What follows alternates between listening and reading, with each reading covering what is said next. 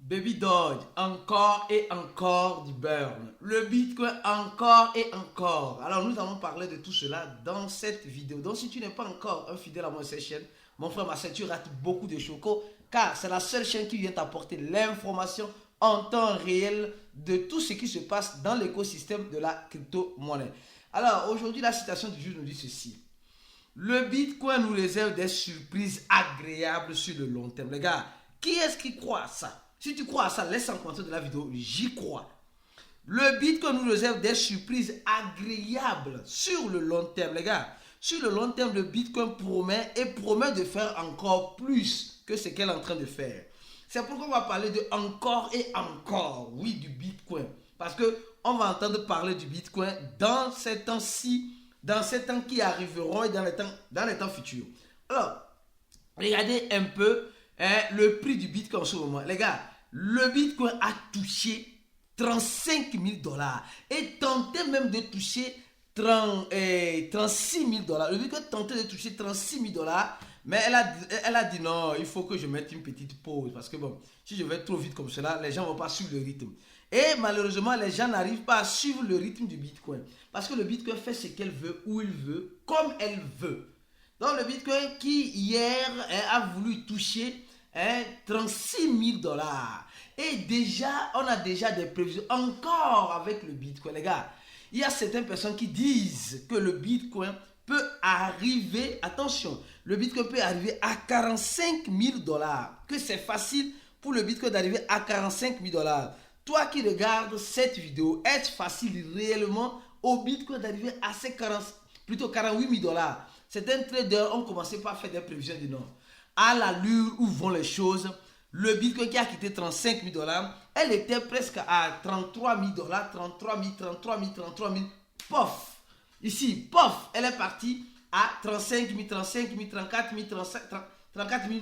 Et maintenant, apparemment, elle se stabilise. Elle essaie de se reposer à cette fâche de 35 000. Peut-être pour certaines personnes pour le prendre. Mais pour d'autres personnes, c'est juste, en quelque sorte, des attrape-niveaux pour avoir ce qui, les pays de que nous sommes.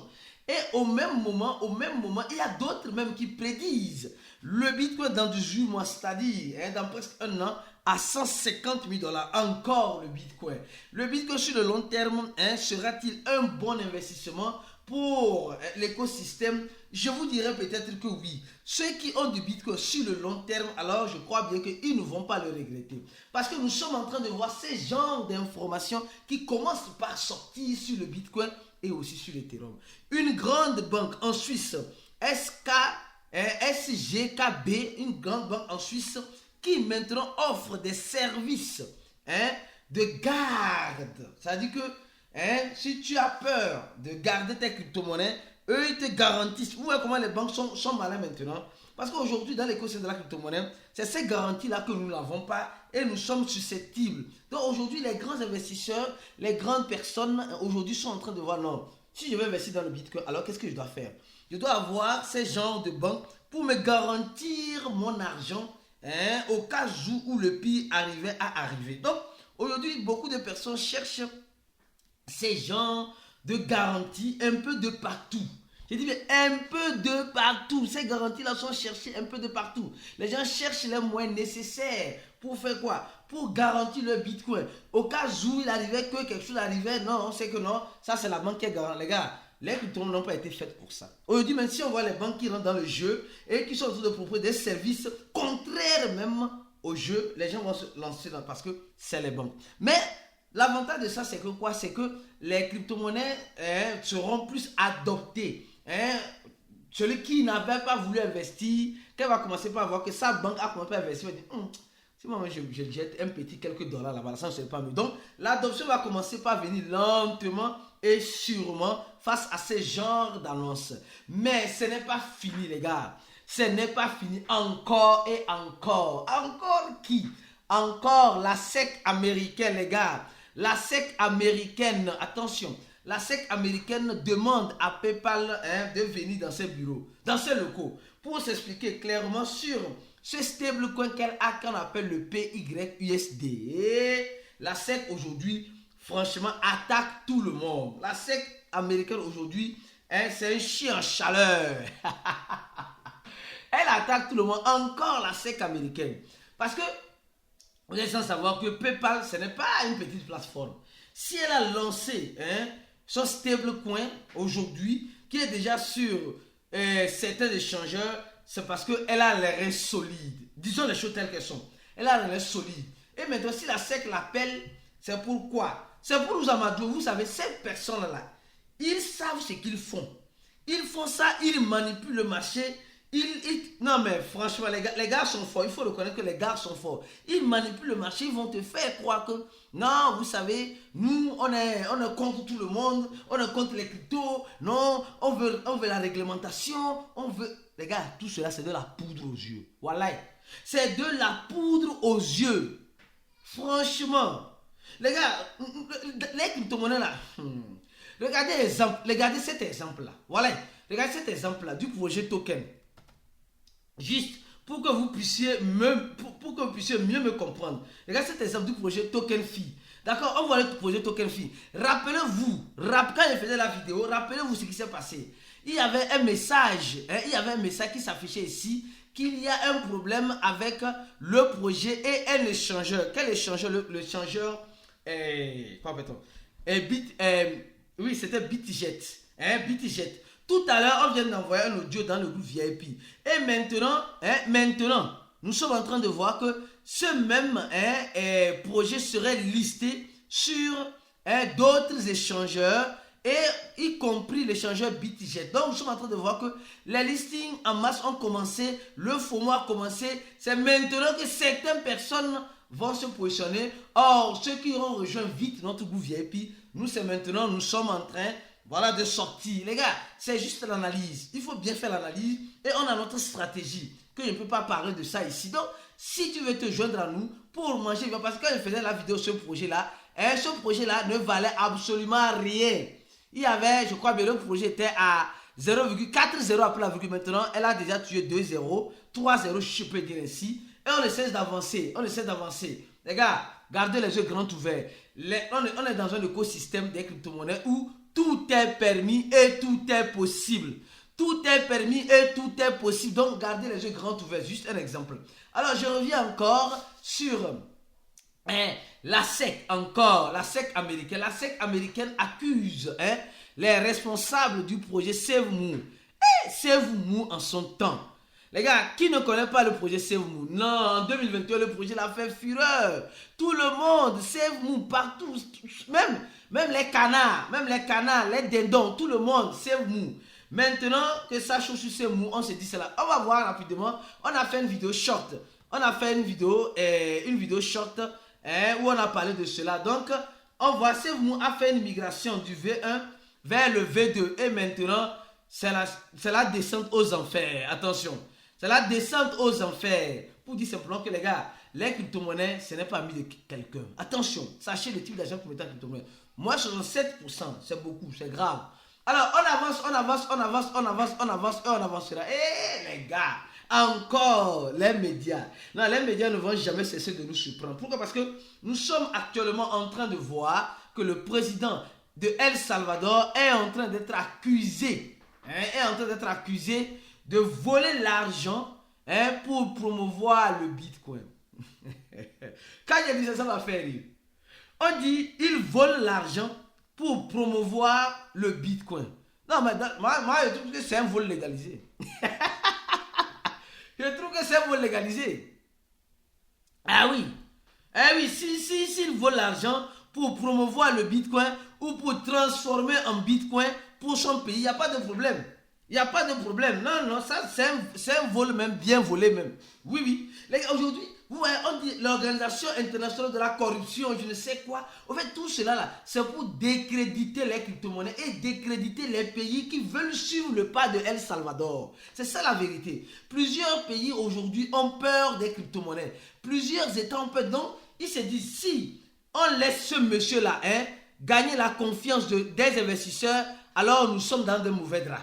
gagner la confiance de d'autres politiciens comme ce qu'il est en train de faire. Alors on chante dans de mauvais dents. Donc, c'est ce qui pousse aujourd'hui, malheureusement, certains médias à décréditer ce monsieur en disant qu'il vole l'argent du peuple pour transformer en crypto-monnaie. C'est bien. Si nos dirigeants pouvaient voler l'argent du peuple pour transformer en crypto-monnaie, parce qu'on sait les réserves du bitcoin que le gouvernement de El Salvador a. Quand ils achètent, ils disent qu'ils ont acheté. Récemment encore, MicroStrategy a encore acheté des bitcoins. Les gars.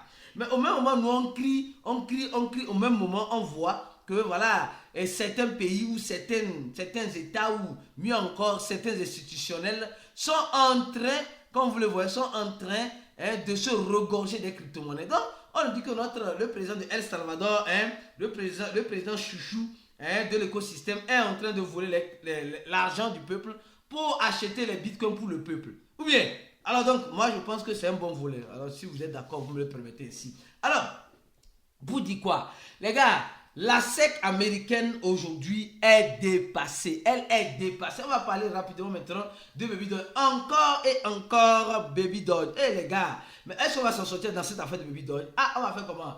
Oui, quand vous êtes abonné sur cette chaîne pour avoir les bonnes informations, les informations en temps réel de tout ce qui se passe dans la crypto-monnaie, c'est pourquoi quand il y a quelque chose de nouveau, nous prenons cette obligation de vous informer. Donc, merci d'abord déjà de donner ce j'aime à cette vidéo. Et nous sommes en train de voir le projet Baby Doge qui est actuellement en train de vouloir danser avec le Bitcoin. Mais la danse ne se rythme pas bien. Et ceux qui ne savent pas, nous avons le live aujourd'hui, le live où nous allons parler du projet, le prix du projet Pi Network. On va inviter les spécialistes, mais les spécialistes du projet Pi, les grands du projet Pi seront là aujourd'hui à 19h GMT. Donc, ne rate pas ce live et partage ce live. Si tu ne veux pas rater ce live, alors viens cliquer sur ce live et clique sur la notification, d'accord? Actuellement, donc, quand le live va commencer, tu auras une notification sur ton téléphone, sur ton dispositif, comme quoi le live a commencé pour ne rater ce live. Alors donc, je reviens encore sur Baby Doge. Les gars, Baby Doge, aujourd'hui que nous sommes en train de voir, est en train de râler. Il y a des prévisions de prix de Baby Doge, patati patata. Mais on va vous informer de ce qui se passe sur Baby Doge. Parce que, sûrement, il y a beaucoup d'investisseurs de Baby Doge sur ces chaînes. Ou bien, si tu es un investisseur, laisse un commentaire de la vidéo rapidement. Oui, je suis un investisseur. Alors, qu'est-ce qui se passe, les gars? Ce qui se passe, c'est que Baby Doge nous a informé, nous informe qu'elle a fait un burn. Oui, elle a fait un burn sur les frais. Les frais qu'elle a pu collecter. Elle a fait ce burn-là, les gars. Je trouve ça beau, je trouve ça intéressant. Je trouve ça, le total des burns que Baby Doge a fait, c'est de 139 440 $. Les gars, vous allez me dire non, Arissi, c'est trop peu. Oui, c'est trop peu pour tout ce qu'ils ont. Mais ces burns que vous êtes en train de voir, c'est des burns qui ont été générés par les frais de transaction sur l'écosystème de Baby Doge. Vous savez que le Baby Doge a un écosystème. Donc, c'est les frais de transaction qui ont été générés sur son écosystème. Et comme vous le savez très bien, les crypto-monnaies, en quelque sorte, ce n'est pas le champ de cacao de nos parents. Ce n'est pas le champ de cacao de nos parents. Donc, je ne dis pas d'aller investir dans Baby Doge. Moi, je ne fais que vous informer sur ce qui se passe sur Baby Doge et ce qui est en train d'arriver sur Baby Doge. D'accord? Donc, aujourd'hui, il dit simplement que, oui, voilà les frais de transaction, voilà, on a fait que brûler. Et encore, attention, ils sont en train de nous informer, encore et encore Baby Doge. La dernière fois, ils nous ont informé qu'il y a deux comptes, d'accord? Baby Doge NFT et Baby Doge Swap. Ces comptes Twitter ont été piratés. Maintenant, ils sont en train de nous dire que, ils sont en train de dire deux comptes, il y a deux comptes qui ont été, au cours de ces semaines-là, compromises, et ils sont en train d'envoyer des liens phishing. Et ils sont en train d'interpeller qui? Elon Musk et Twitter pour bannir ces comptes-là. Imaginez, ils sont en train d'interpeller Elon Musk et Twitter pour faire quoi? Pour dire attention, oh les gars, aidez-nous. Les deux comptes ont été compromis, les gens vont perdre de l'argent. Donc, imaginez cette interpellation de Twitter et de Elon Musk pour clarifier ou bien pour les aider à bannir ces deux comptes-là. Imaginez si Elon Musk commence pas à se dire je vais m'amuser un peu avec Baby Doge. Imaginez, si Elon Musk veut s'amuser avec Baby Doge, Et un jour, il envoie un tweet en disant mais ça, c'est quelque chose qui serait difficile. Hein. Bon, mais je ne peux pas dire impossible, les gars.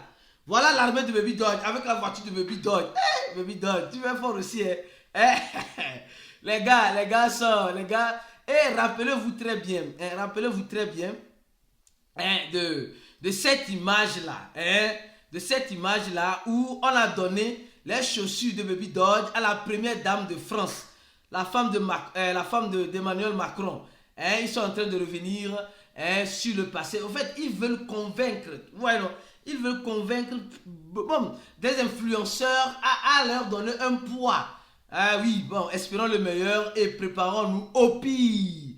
Préparons-nous au pire parce qu'en crypto-monnaie, il n'y a pas cette affaire-là. Et nous sommes en train de voir aussi quelque chose. On dit, les participants du MEMEFI, du projet de jeu de technologie sociale qui ont créé ça. Voilà, donc, ils cherchent des partenariats de gauche à droite. Ouais, non. Mais ils cherchent des partenaires de gauche à droite. Donc, ce projet-là, qu'on appelle MMF, est en train de faire un airdrop de $450.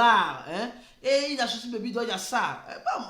On espère et on attend. On espère tout au fond de notre cœur que tout aille bien avec le projet Baby Dodge. D'accord? Et le Baby Dodge, bon, en tout cas, on verra bien la suite. Et je tiens à vous dire une chose. Si tu veux avoir une formation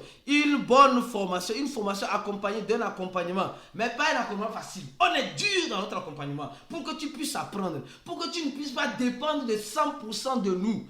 Alors, notre équipe est toujours disponible. Ceux qui veulent se former, cliquez sur le premier lien de la vidéo. Et mieux encore, vous savez très bien, dans quelques jours, il y a une monnaie qui va encore se lancer, qui est en train de faire déjà le FOMO. Qui est en train de faire le FOMO dans tous les groupes, surtout dans notre groupe VIP, on est en train de parler de cela de long en large, on fait nos analyses. Donc viens te joindre à nous pour écouter et comprendre. Pour te joindre à nous, clique simplement sur le premier lien en description de cette vidéo, afin de nous joindre, de te joindre à nous dans notre grande famille, la grande famille VIP de Cliquer pour gagner, où il n'y a rien qui se cache là-bas. Tout se dit normalement comme vous devez le savoir. Alors donc, on se dit à la prochaine vidéo et soyez présents dans ce live qui aura lieu tout de suite et on se dit ciao.